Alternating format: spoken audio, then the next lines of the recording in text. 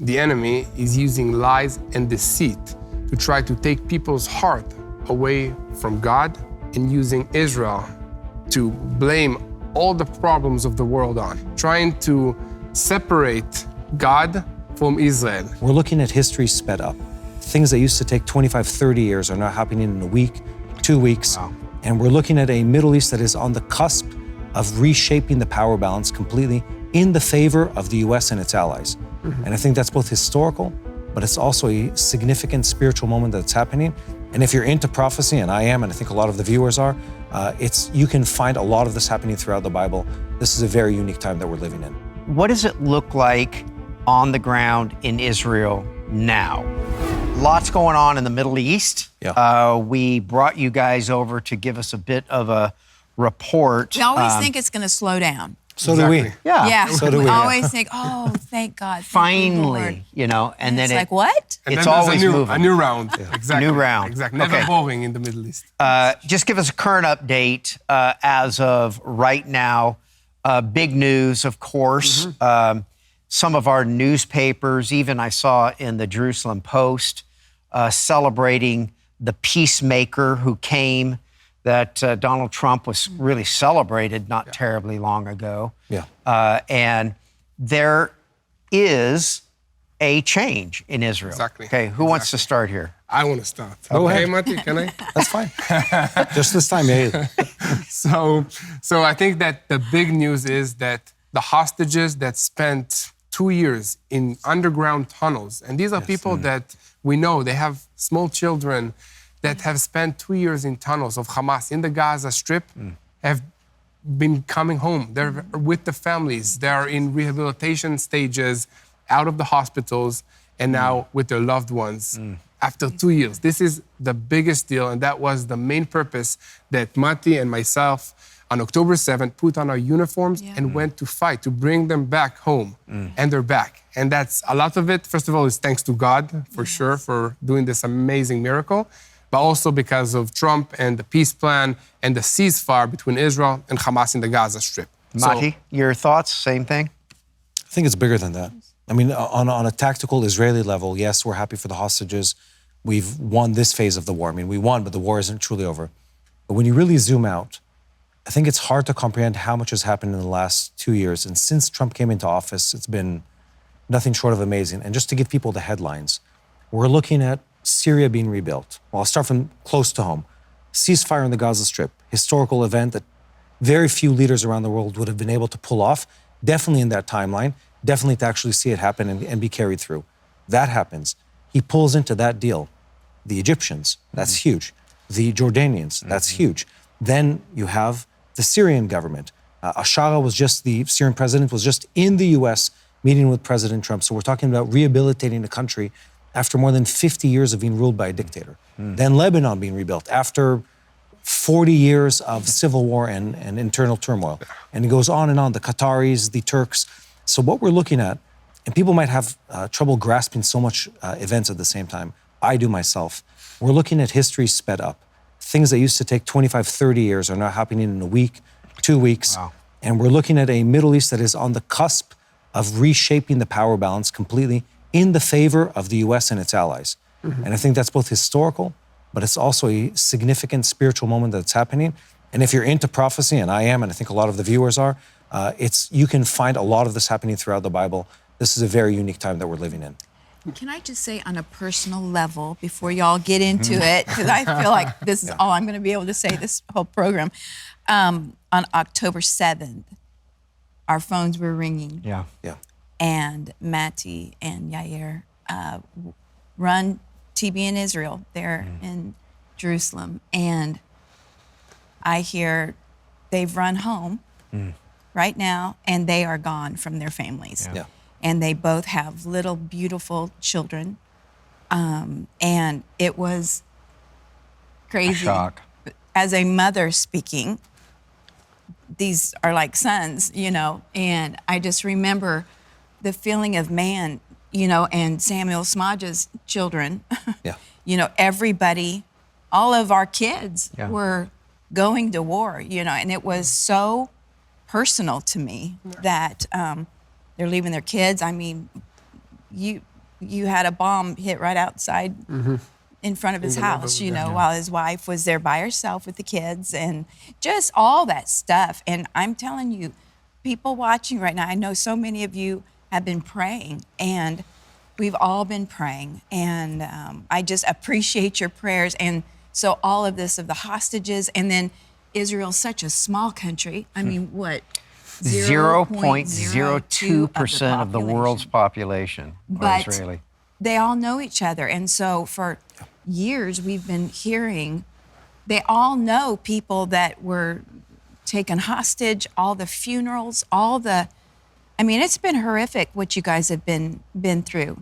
And then not being with your families and not being with your children. I love you guys, and I'm glad you're here, and I thank you for what you've done over the last couple of years. And TBN has gone on, and you guys have done a beautiful job with what you've done over the last couple of years. I want to touch on that. You guys, at some point, I remember 2 years ago, before we had a YouTube channel with, approaching 2 million followers, I remember seeing that, you were kind of behind a tank somewhere, and you had your cell phone, and you were, doing a bit of a report kind of like this and looking at your phone.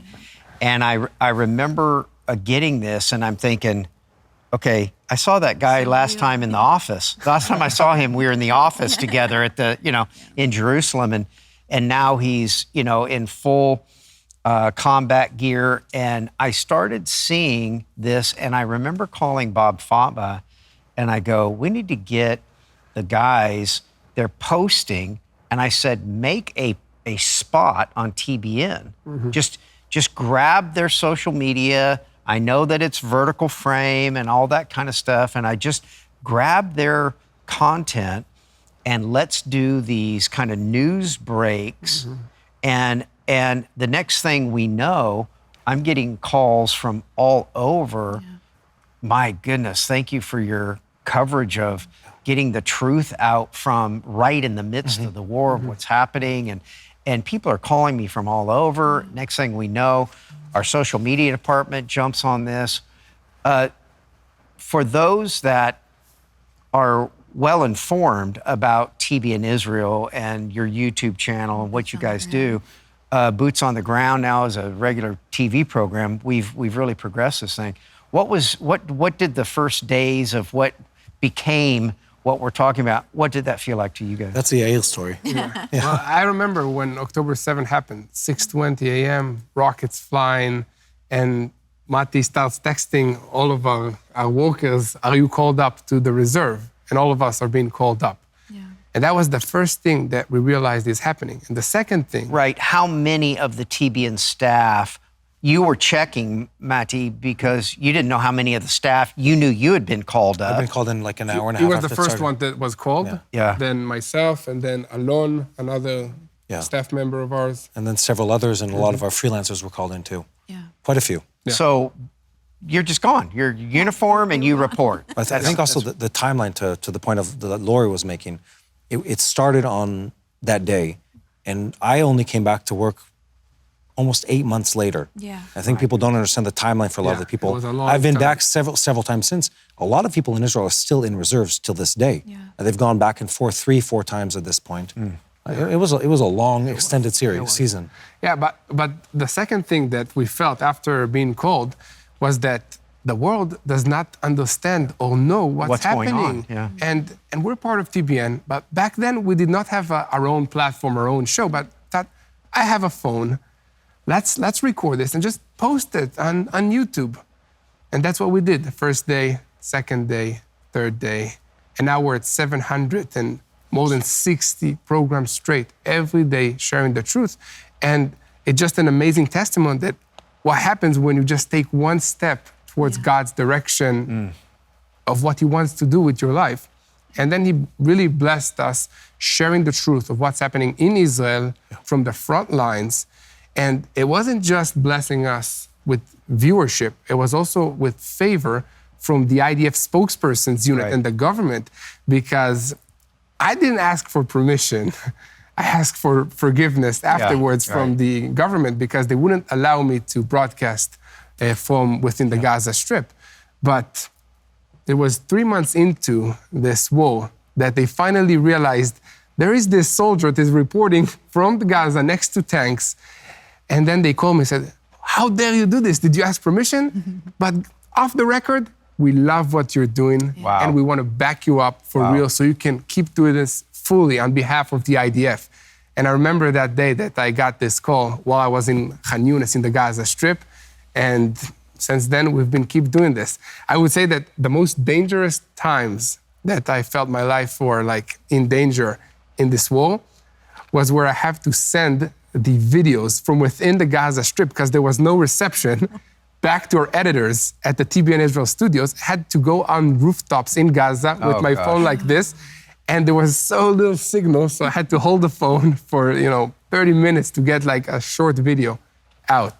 But it was important, and God blessed it. And I shared about Jesus to fellow soldiers in my unit in Gaza because they asked, who are you talking to? The world hates us. And I said, no, there are millions of Bible-believing Christians around the world that are praying for you guys right now. Isn't that beautiful? Wow. There's a scripture that talks about not despising the days of small beginnings. And those were the days that you would have to climb up to the top of a building to sneak your signal out so that we would have even a little bit of actual reporting from the Gaza.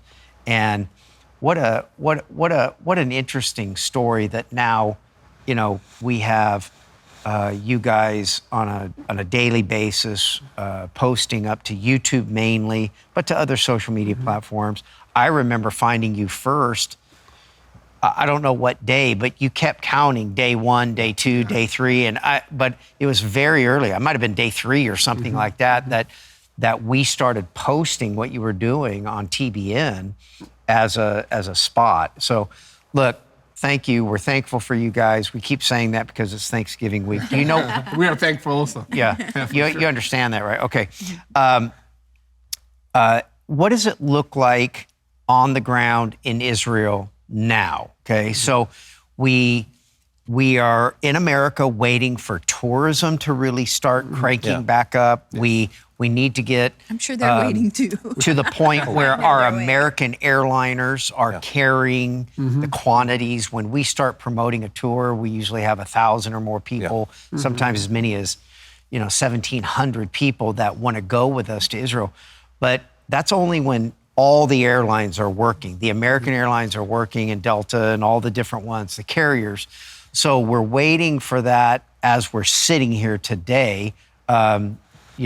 Fortunately, we're looking at in the rearview mirror at a government shutdown that we had. So we had other airline problems, in America. But from a tourism standpoint, is Israel ready for tourism? Is it feel like it's normal again somewhat? Well, not only that, I'd say we're not only ready, we're waiting. Okay. I think that's the key component. These 2 years have reminded everyone in Israel who their true friends are around the world. And it's the Christian community especially. People are so deeply and intimately aware of the fact that these people stand together with them. And you'll see it when you come again. You've seen it. You've been back to Israel. You walk the streets of Israel, Hebrew speakers will walk up to almost every international that they meet and ask them why they're coming back to Israel and thank them for coming to the country. So that's on one hand. We came over on an international American flight. We came over on United. Good. We're not sponsored by them, but but we came over on United, and there are many more airlines that are picking up flights to Israel.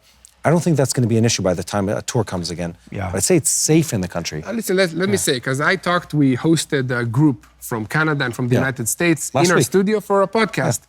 And if you ask every single member of this group, they say, we feel a lot safer here than in Detroit or in other places around the world because Israel feels super safe. And what you see or hear in the news is different from what you feel on the ground.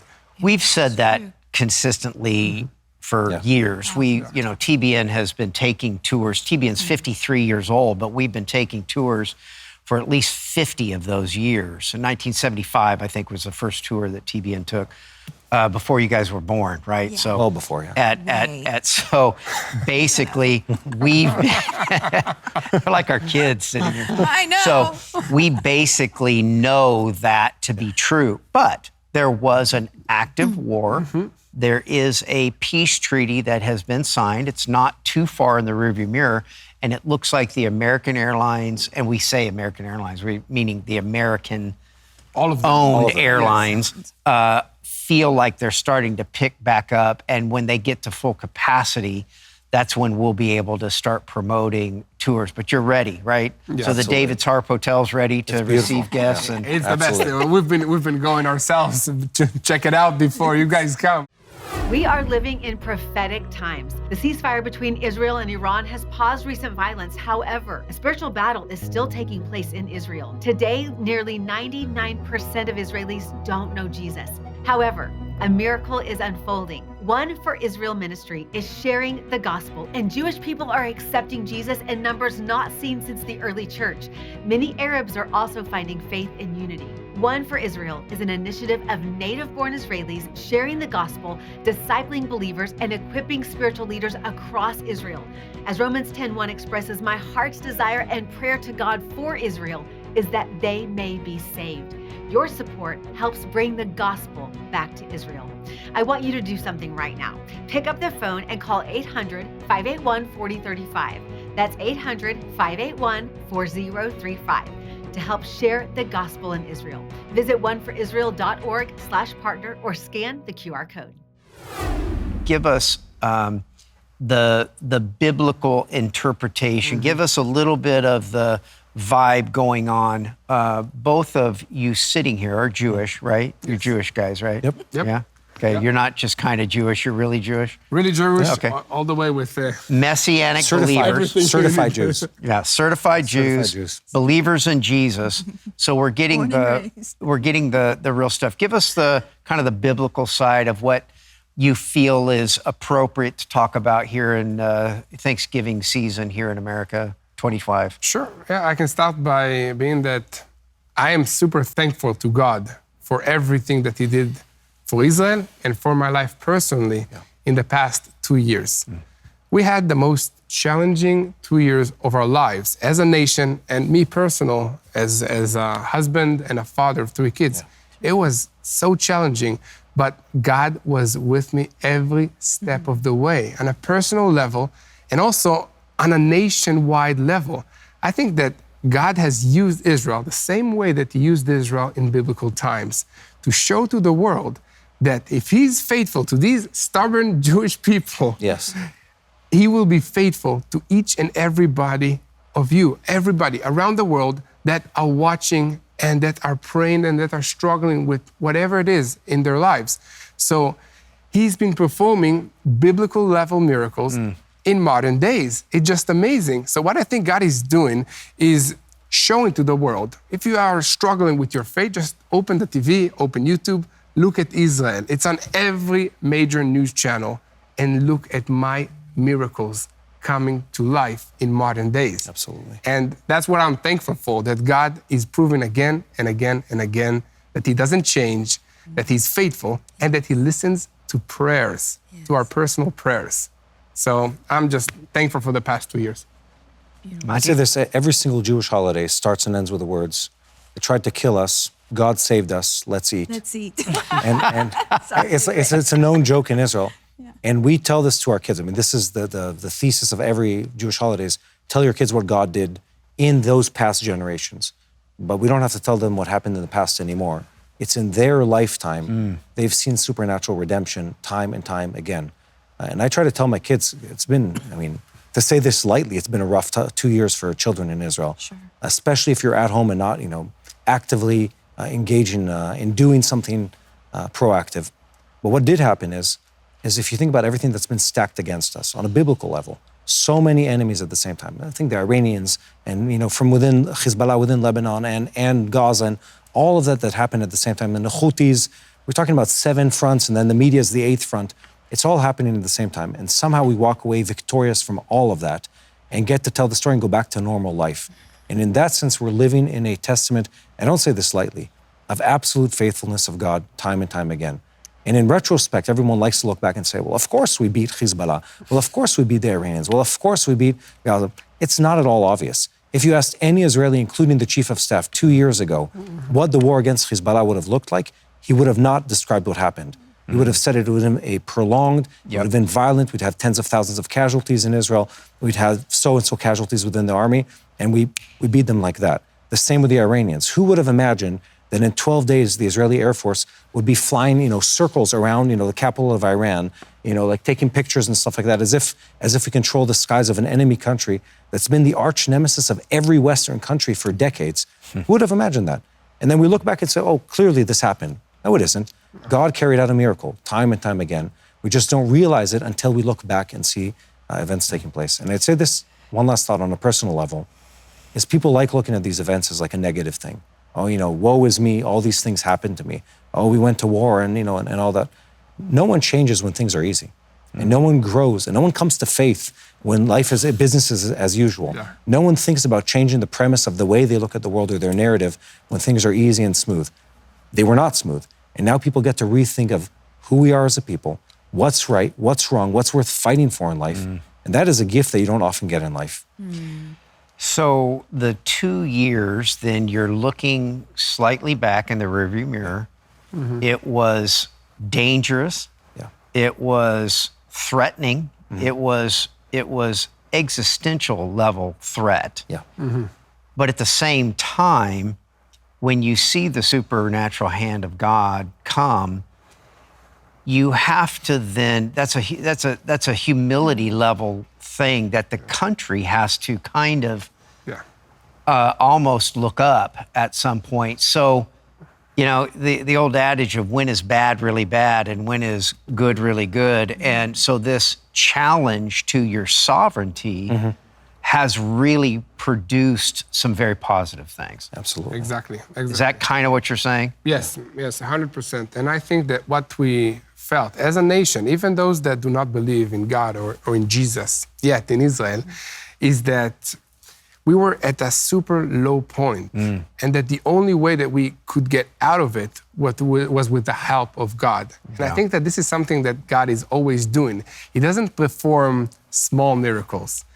When he does a miracle, he wants to make sure that we know it's because of him and not because of us. And that's what happened in Israel. People need to remember 7 different fronts at the same time. The Houthis in Yemen, Hezbollah, Iraqi militias launching attacks at Hamas in Judea and Samaria and Gaza and Iran at the same time against tiny little Israel. And we won. We're shaping the region again. And it's all because God was with us. I'll be honest with you, there was a moment, I don't remember what day it was, but I can tell you that when all of a sudden I heard a very high-level Israeli commander realize that they were now going to start or soon going to be fighting in the north, I thought, yikes. And then I heard one of you had to go to the north. I was in the north. Yeah. Okay, so the day that you were reporting, I have to leave, I have to go to the north, I thought, oh snap, that might have been the low point, kind of a gut check low point for the idea that, okay, you can't fight on every, and if something really miraculous doesn't happen, and like you're saying, that was probably the low point, but it was over in a flash. Yeah. It felt like that was an apparition almost. That portion of the fight was really kind of over before it really began. Exactly. What happened? Well, first of all, I think that there was kind of a communication error between Hezbollah and Hamas, because if they would have launched these attacks simultaneously, they would have conquered half of the state of Israel within the first few days, but it didn't happen. I mean, you're correct that it was the low point. I remember the first few days sleeping in a sleeping bag in the north. So many soldiers, there was no bunkers even for all of us, so we were sleeping with our bulletproof vests in the sleeping bag on the floor there. There was a mess, as you can imagine.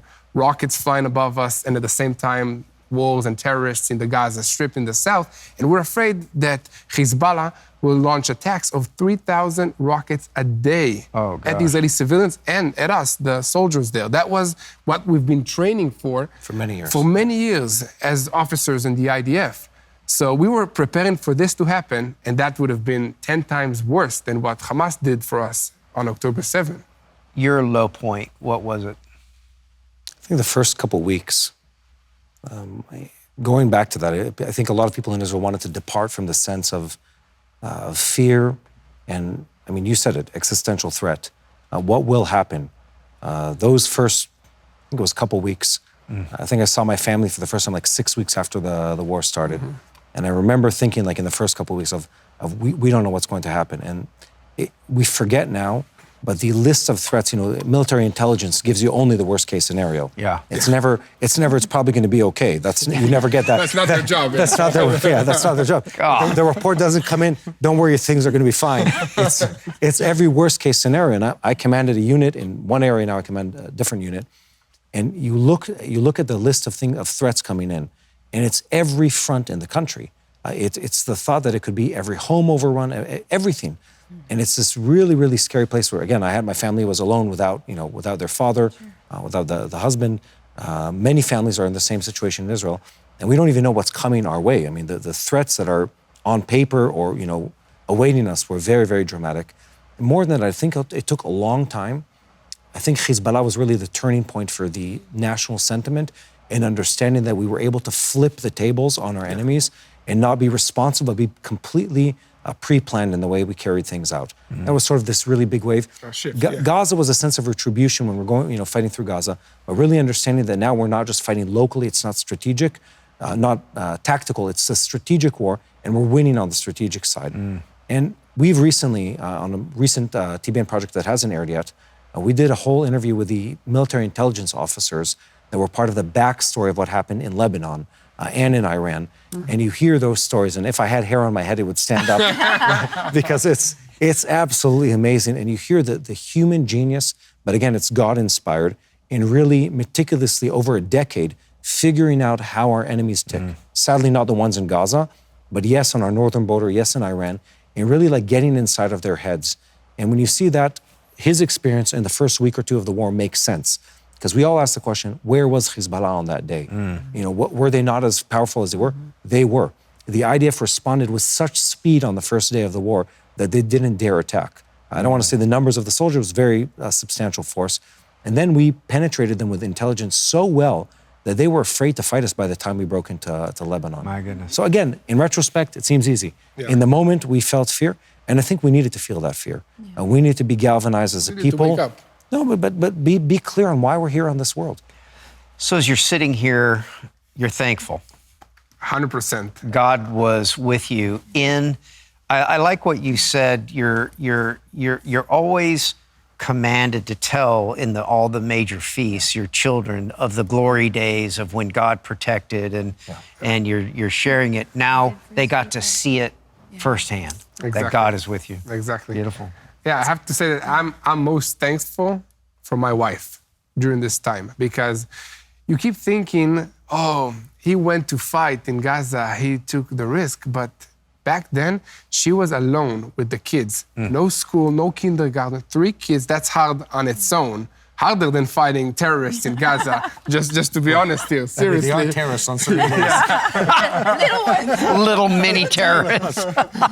I have a dog that's a terrorist. Little mini one. But add to that the fact that you've been in Israel, you have Palestinian villages just in front of our house. And what's stopping them from rushing in? And there are no men in my community because all of them went to fight in the north or in Gaza for fear of Hezbollah or Hamas. So my wife is in her house trying to barricade the house with locks, and she even prepared a hairspray with a little lighter to do a flamethrower to protect her and the kids, for real. That was the situation. And I have nothing to do to help her because I'm up north. Well, I remember Yael,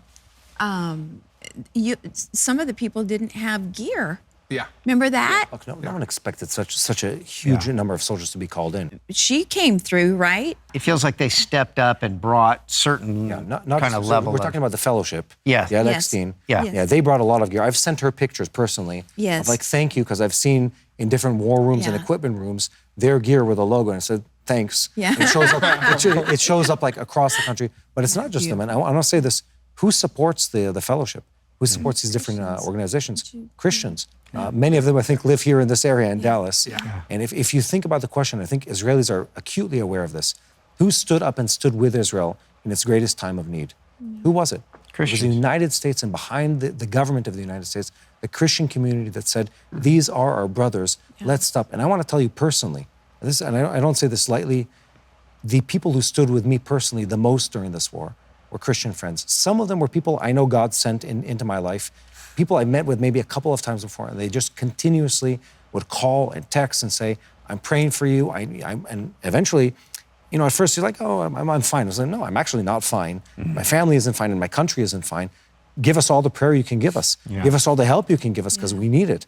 And it worked. Yeah. I mean, we got a huge amount of help. I'm hugely thankful for it. And I walk through life, I think a lot of Israelis are the same, especially those in the army. We know we didn't do this on our own. We know that God was there for us, and we know that God sent a lot of people who care about us to send material support and to pray and to shower us with love and friendship in the time of need, and it really worked. Now it's time for us to shower you with tourism.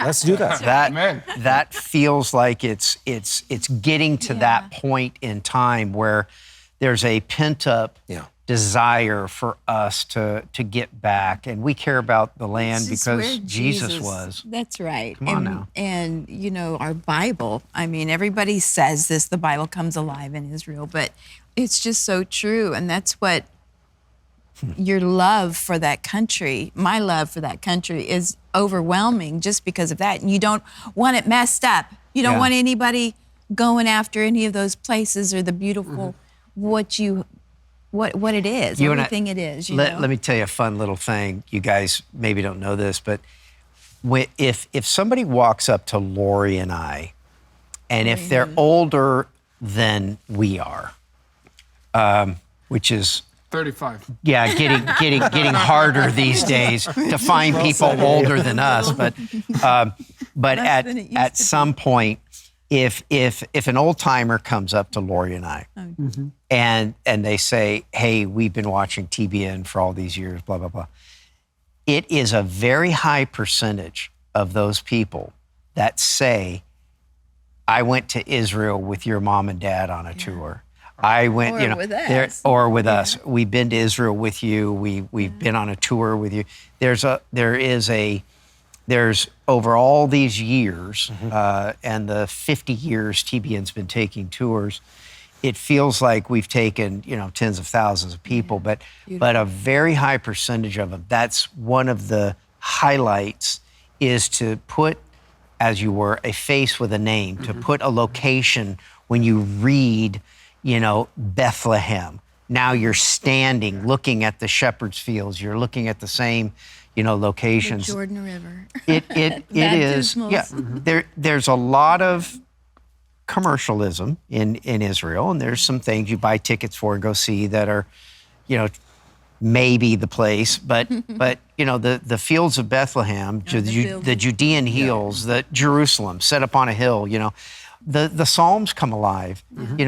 Jerusalem, I lift mine eyes up unto the hills of Jerusalem. Well, when you're down near the Dead Sea, you're looking up at Israel, 4,000 feet above you, And so basically there's a way to put physical, tangible thought in when you go to Israel. And we're not pitching a tour right now.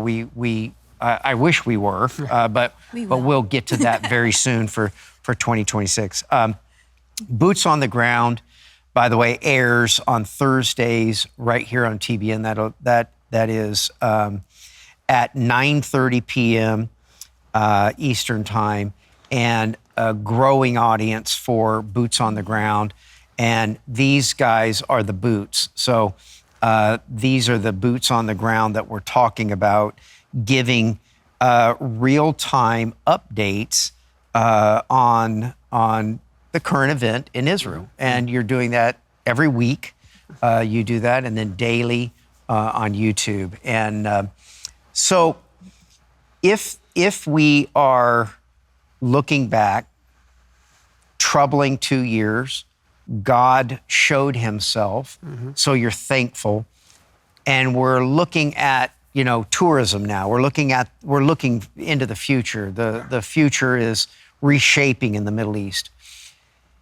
If that's all the good news, if it's not guns and wars and bombs from this country and all that, what is a concern that you might have 2025 and beyond in regard to, we were talking earlier about some, attitudes towards Israel, and give us a couple of minutes on that, kind of your 2025 and beyond concerns for Israel.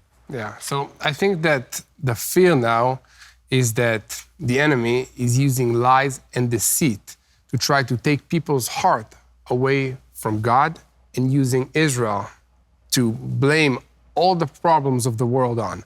So we see that in the past on the left side of the political sphere in the world, and now we see it also on extreme right-wing influencers, especially here in the United States, trying to separate God from Israel. This is something very troubling. I mean, everywhere you look in the Bible, in the New Testament, you read about Israel. Jesus walked in Jerusalem. You cannot separate Israel from Jesus. I mean, it's unheard of, but this is what's happening now. It's like history is being rewritten in a very evil way. And this is something that we need to be aware of, we need to understand is happening, and we need to be very close to our Bibles to know what's truth and what's wrong. And this is something I think that is very, very concerning towards the people of Israel, but the church at large. Madi? I'd say it runs really deep. There's an issue here, which is Israel. And again, if you look at this from a biblical perspective, Israel isn't just a story. It's a statement of God's intent towards the earth. He says, in this country, with these people, in this language, in this time, I'm going to do these things. Some of them were done in 1948, some of them were done before, and some of them are done now in the country of Israel. And the way to attack that is people try to spread lies about that topic. Yeah. And I'd say that there's a whole movement right now, not just in the US, but also in other countries, of people in a very subtle way using social media, using, I think, a sentiment that a lot of people start with, which is positive. They want justice, they want truth, they want a deeper story, and they're hijacking that into a false story. The problem is when you spread a lie, I'll give an easy example in a sec. You spread a lie, what's the expression? A lie's gone around the world twice before truth gets its pants on. Yeah, truth gets its pants on. I mean, and that's true. It's true. And people, there's countless lies that are spread. An example was the starvation in the Gaza Strip. People spread this. They spread these pictures. They've all been refuted at this point. But the problem is once the story runs, and there's maybe the BBC or whoever it is, they'll retract the story a week later. But the headline was this big. Yeah. And then the retraction is on page 15. Sorry, we were wrong. Sorry, this isn't up to the level of our journalism. There's like 18 million people that have shaped their worldview on this topic because of that exactly. Right. So we're fighting against a very well-oiled machine of deception around the world. And I think there's an underlying issue here, which is people allow shallow experiences to shape the way they look at the world. They allow one YouTube video. They allow one reel on TikTok or Instagram to shape the way they perceive reality. They don't fact check it. They don't go and research it deeper. They don't fact check on the Bible. So they're without the biblical principles to sort of guide them on that. And they don't live a rich prayer life or spiritual life to sort of help make it more holistic and all-encompassing in the way they understand the world. And then you see people, they say, well, I feel I want a sense of justice. Well, I saw that video of the kid in the Gaza Strip. The IDF killed the kids. It's like, do you know that really happened? Was that kid maybe purposely put there by Hamas terrorists at gunpoint to be the person that takes whatever shot or explosive charge they put into place? But it goes deeper than that. People don't understand that there's a whole, what's the expression, bait and switch that's being carried out in front of their eyes, where they're waving this hand over here so you don't get to pay attention to what's happening over here. While people are blaming Israel of all these different things, and again, Israel should be held accountable, and it is a complex story that needs to be understood, but let's say that's on the side. There's other things that are happening here and no one's aware of them. And people aren't talking about them. They're not talking about genocide or attacks against Christians that are taking place in other countries around the world. They don't have a deeper conversation. I'd say all of this comes to the point where I wish, so when we create content, I wish one of two things happens. If someone cares about justice and truth, that he at least feels equipped to do something more about what happened. Share the truth, talk about it, educate others. But if he's young enough to think that he knows everything about the world from his current experience, I was that way in my 20s, possibly into my 30s if you ask certain people, you might remember. Yes. Anyway, No. possibly, anyway, so back to the point, is you think you know everything about the world. If I can put a speck of doubt in your mind and say, please just think that you might need to know a little more about what happened, maybe read a little more, maybe research a little more, care about what's happening, that would be big. I said there's one more big thing. We're not just talking about information. We're sitting here because it's a faith network that's trying to educate people of faith and touch the hearts of people of faith. There's another element here, and that element is the heart. What do people feel and what do they care about, they feel motivated to do? I understand that people around the world, even people that don't know Christ directly, many of them have compassion. Many of them have a care for the suffering of other people. And oftentimes it's misguided. And to them, I'll say, you might think that everything that happens in Israel is complex. You might think that we can only talk about the topic from one angle. I said that's not true. You should have compassion and love to every human that's suffering around the world. Yes. Every single one of them.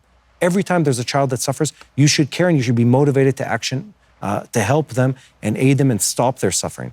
The problem is it's not just that one person that's suffering. There's a whole story behind them. Open your mind to understand what it is. And the way you need to get about that is one of three things, all of them combined. One, read the Bible. Two, be educated about what happens around you in the world. Watch TBN Israel. It's a good YouTube channel. Boots on the ground. I heard it's a great show. I've heard it's a good show. But there are other shows on TBN that help educate people. And the third one is pray about these things. Yeah. Have a life that is both biblically based on facts, and has a moment of contemplation on what God's trying to say about that moment. And that should shape your worldview.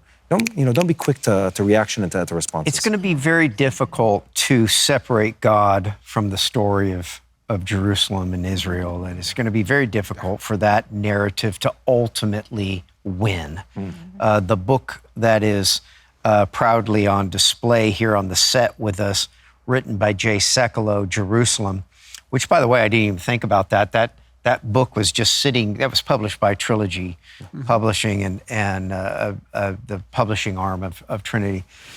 And that book was written like Jay was going to have to go to our Supreme Court and argue why Israel has the right to the land. And he wrote it like a Supreme Court case, which, by the way, nobody knew I was going to do this, but that book could be available by going to the information that's on the screen that they're going to have to make up and put on the screen because I didn't pre-plan that. Because that was just a beautiful piece that was sitting in my office that I brought down to put on the set. And by the way, Jay, when he wrote that book, it was written and we got it published the same month that the United States moved its embassy, probably 218. And that is, that book was published and put out at that time. Great book on Jerusalem. We're largely out of time. Want to make sure you understand Boots on the Ground airs on Thursdays at 9:30 Eastern. YouTube, exploding, rapidly growing group.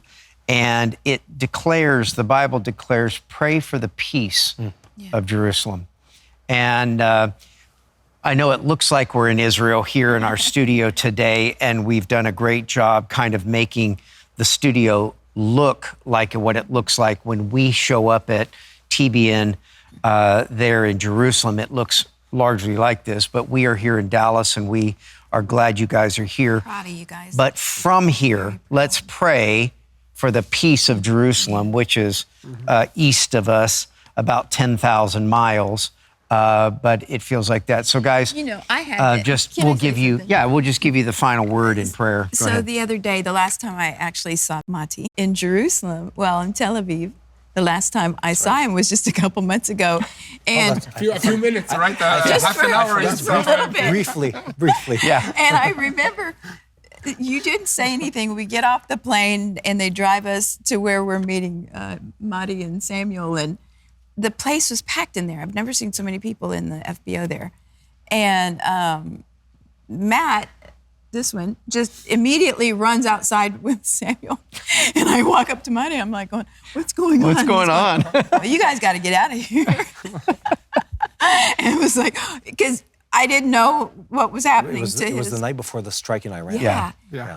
And Not the night before, It was the night day. of. The day of, and I'm like, Just a few hours and before I'm the like, strike in where's Iran. Matt? Where's Matt? He goes, he's out with Samuel. We got to get you guys out of here, you know.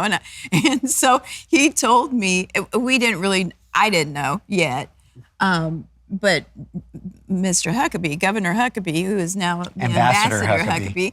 was like texting Matt, going, "Where are you? Where are you right now? I need to know Are you where here? you're at. Are you?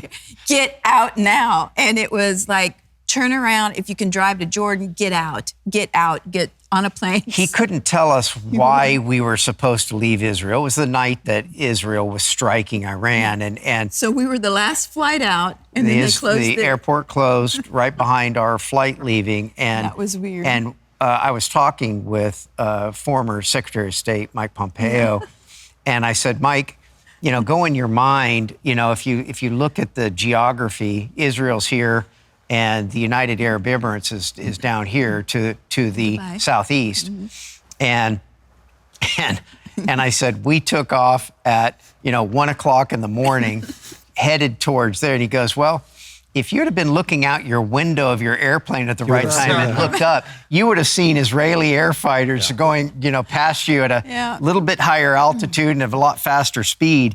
And so we got to see Matty there for just a few minutes, and we had to leave. That was our last trip to Israel. Well, and the truth about it is that if we didn't have really important things back the next week in Dallas, we would have just went to Jerusalem and stayed. And we had Had he done been boots by on the ground with you for about 3 He would weeks. have been Would have hanging been with us for at least He 12 would have days. been hanging with you guys For doing sure. TV out there somewhere. Okay.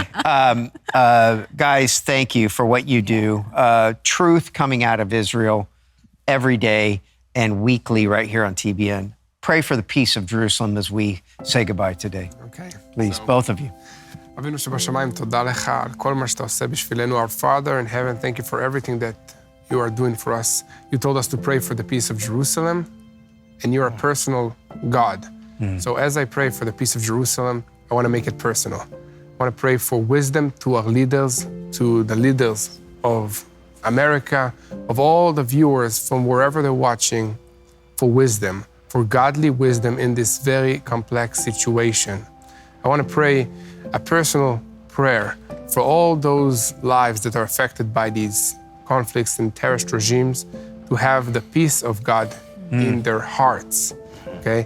And this is the hardest prayer, and it's the pray for our enemies. And God placed this on my heart throughout this war, especially when the missiles were falling over Israel, to pray for our enemies, not to succeed in launching missiles, but to have a change of heart, a supernatural love for God's people, people of Israel, and to receive God in their hearts. God can make it happen. I believe that.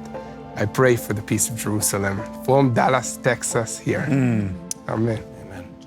And Abba Father, in this season of thankfulness and gratitude, I want to thank you for once again saving the people of Israel in this season, for once again revealing your true nature of faithfulness and steadfast support of your people in the land of Israel. And I want to also thank you for the ministry of TBN, for a spirit of supporting the nation of Israel, the people of Israel, and God's work in that country, and for really bringing people to the knowledge of God's true nature, of the Bible's true context as it relates to the people of Israel.